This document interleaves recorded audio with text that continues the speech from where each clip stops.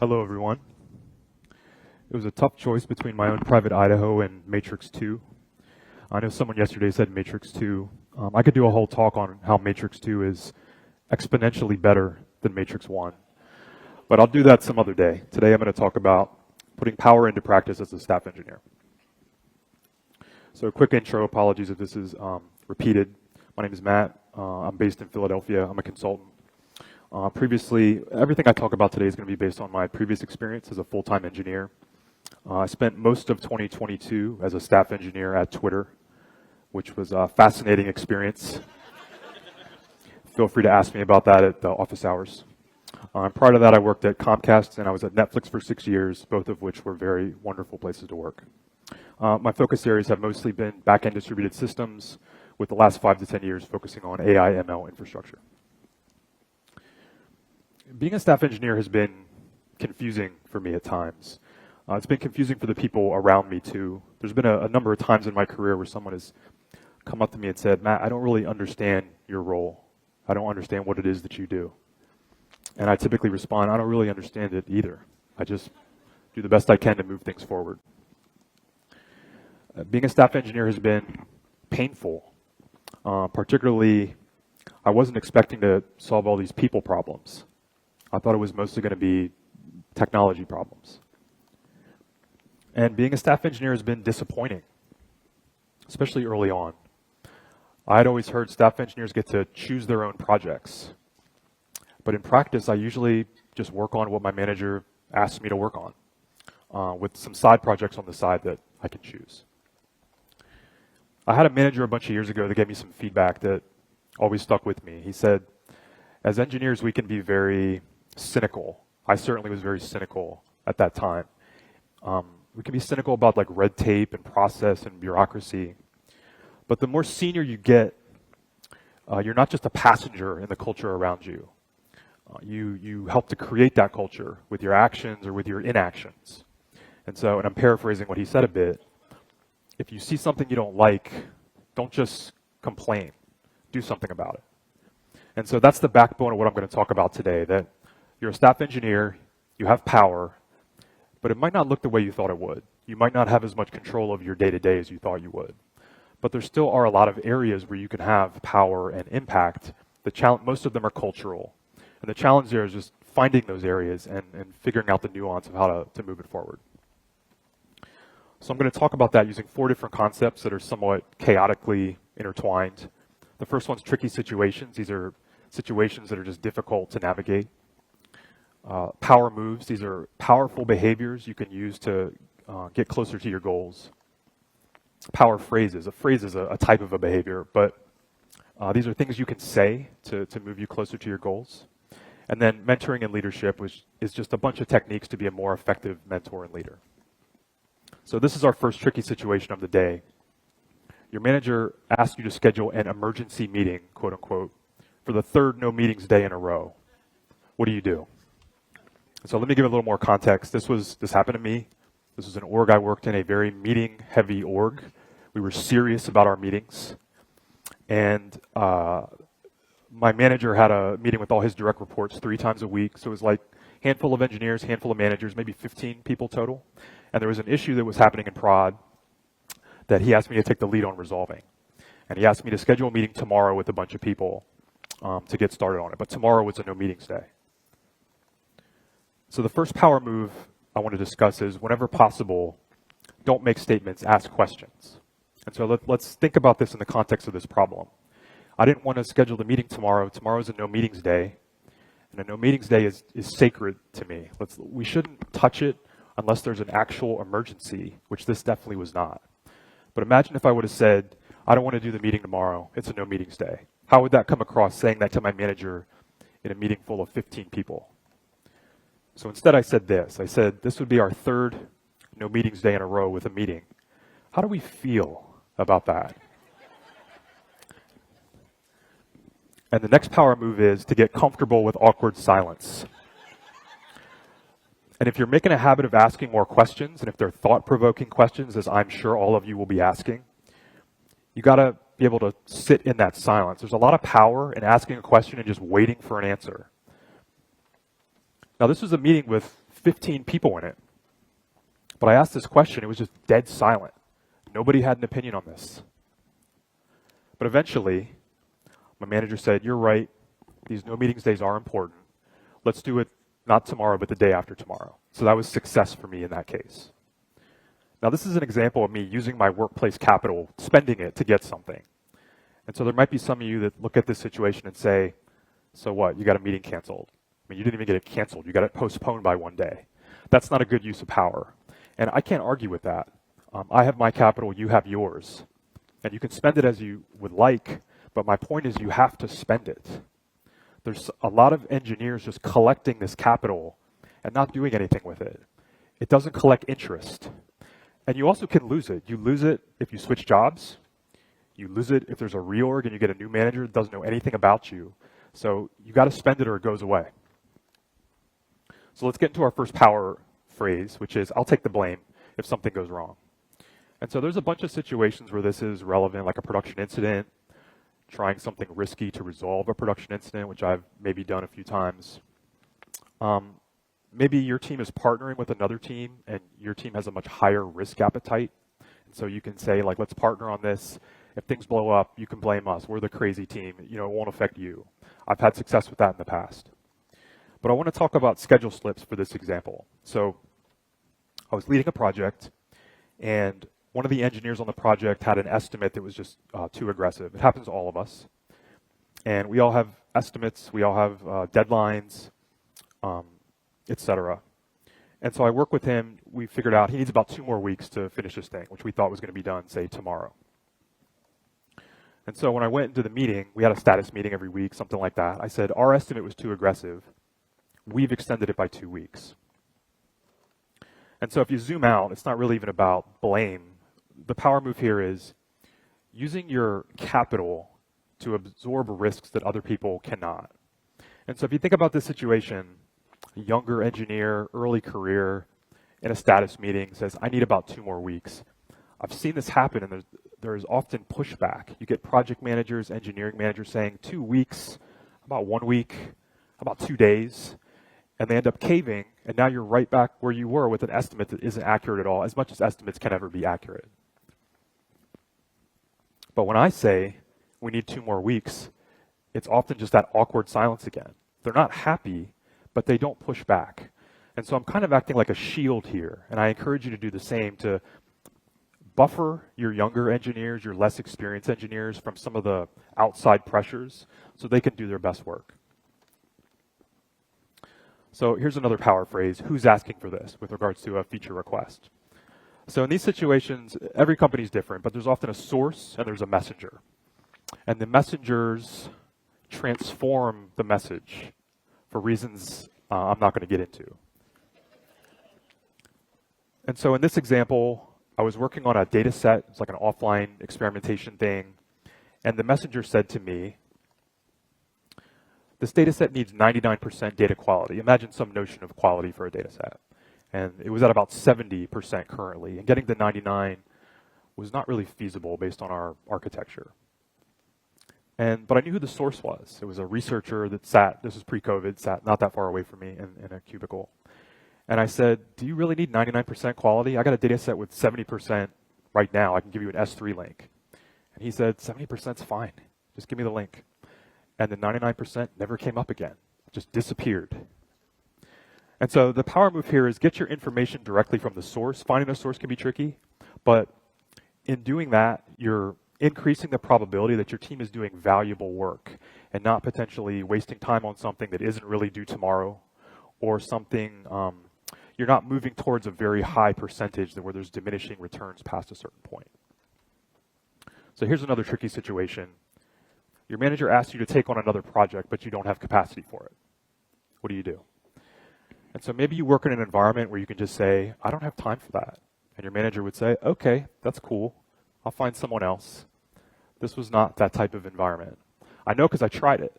And when I say, I don't have time, my manager would say, make time. What does make time mean? I don't know exactly, but it wouldn't work. So remember our power move from a couple minutes ago. Wherever possible, don't make statements, ask questions. So that's what I did here. I said to my manager, at the end of the quarter, would we rather have 2 projects make a little bit of progress or 1 project make a lot of progress? And there was that awkward silence again. And I sat and I stared at him and I waited for a response. And eventually he said, you're right, let's focus on the more important project. So that was another success. Now, you're often in that situation because someone came to your manager with a request and your manager did not say no to them. You've now asked your manager for permission to say no. Your manager has granted you that permission. But don't assume they're going to go deliver that bad news to whoever asked them. In fact, the reason they didn't say no might be because they're not comfortable having those types of awkward conversations. And so that burden's going to fall on you to say no, because that person often is going to come directly to you after they went to your manager. And say no politely, say no with empathy, say, maybe it's not no forever, it's no this quarter, maybe we can take it on next quarter. And this isn't just about me in this situation. I was leading maybe 5 engineers on this project, but I would have had to split them across 2 projects. And we had too much work to do to split those engineers across 2 projects. We weren't going to get enough done. The engineers were going to be scrambling around, super stressed. They weren't going to have any tasks they could mark as done or features that they could actually put in their promo packets. Our team was not going to build a good reputation for actually delivering on things. There's no value in moving 10 things 10% forward. And so this wasn't a decision just for me. It was for me, the engineers I work with, and really the whole team. So let's talk more about mentoring. Maybe your company has a formal mentoring program. When I was at Comcast, they had one of those. In the latest round, I mentored a project manager, which was interesting. Maybe it's more informal mentoring, like you're leading a project full of engineers. Mentoring can be a lot of things. It can be my mentee asking me questions about my career. It can be them telling me about a problem they have. It can be them ranting to me about something or venting. And all those things are good, but not all those things are interesting. To me, or not all those things are useful, I should say. Useful mentoring looks more like training, where I'm training an engineer to get better at their job or training them to do my job so I can move on to other things. And so here are some of the things I say when I'm mentoring someone. I say, let's say a document gets sent to me from somewhere in my management chain. They want me to take a look. I'll send them the document, ask them to take a look. Maybe I give them a subsection to look at. And so the idea, I'm doing a couple things here. I'm sharing information with them that may not be shared otherwise. It depends on your org. But I'm also building a skill in them of skimming a document because we can't read all of them or we can't read every word. Looking for problem areas, pain points, and describing them in a concise way. It takes practice, and so this is something I think they should get good at. What do you wish you had more time to work on? So I will ask a mentee this for a few reasons. Number one,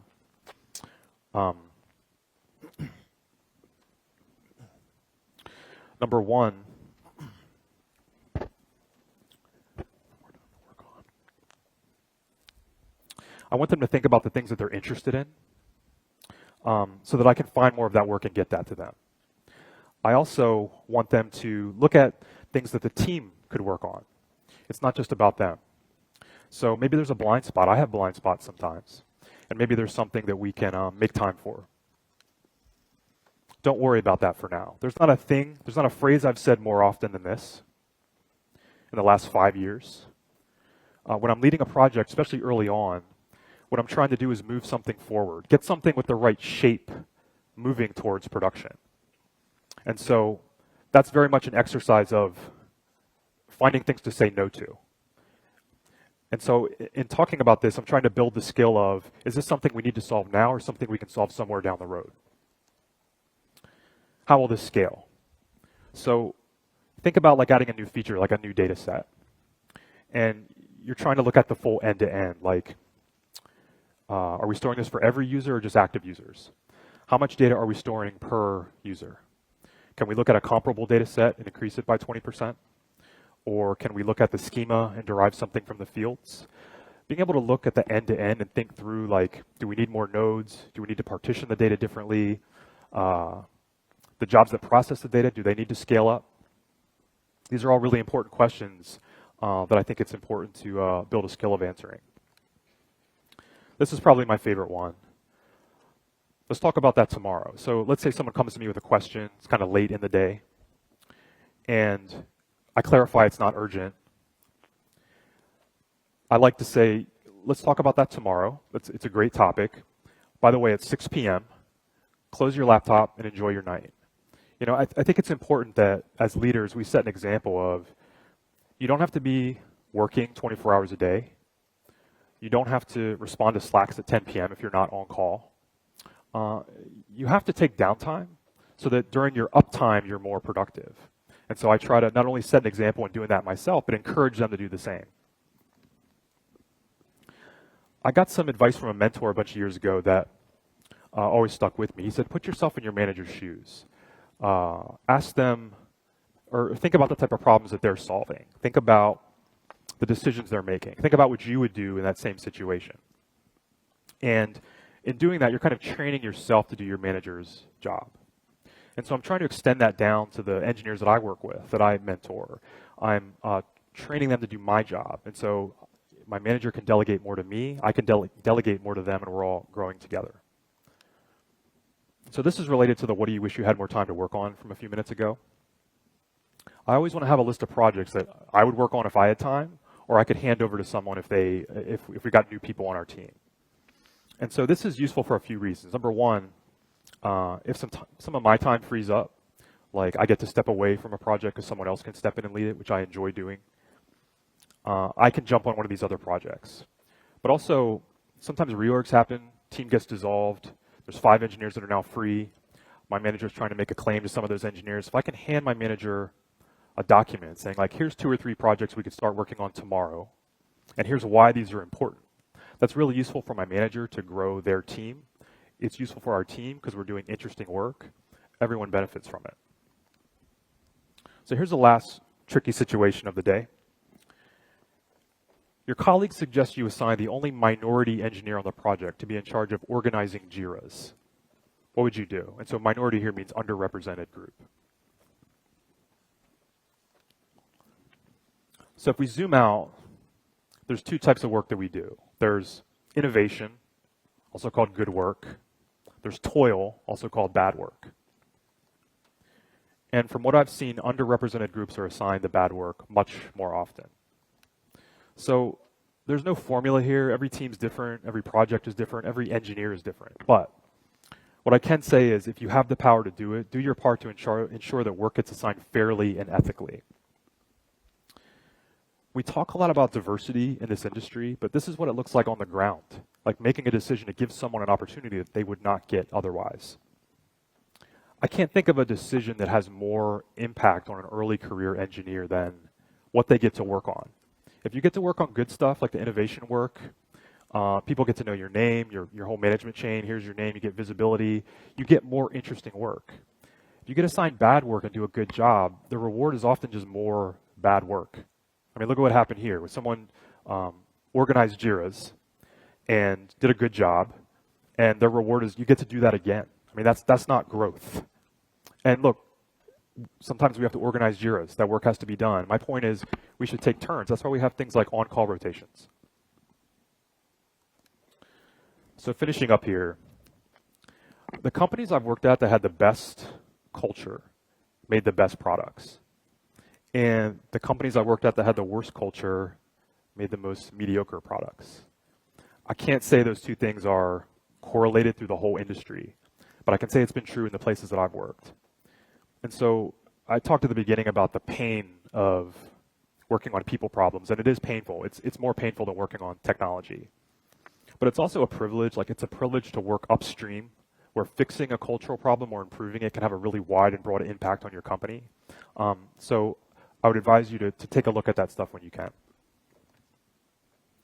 And so what makes a good culture? That's a bigger topic than I can talk about here today. But when I come into a project, at a bare minimum, I say our work should be fun, or our work should be interesting, because it can't always be fun.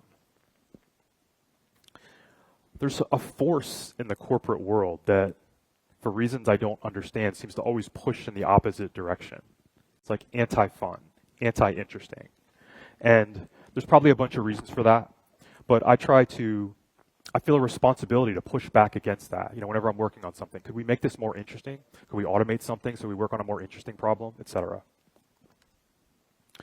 And so the things I've talked about today are just kind of like micro examples of things that I care about. So it's getting rid of excess meetings, or being conscious of things like no meetings days.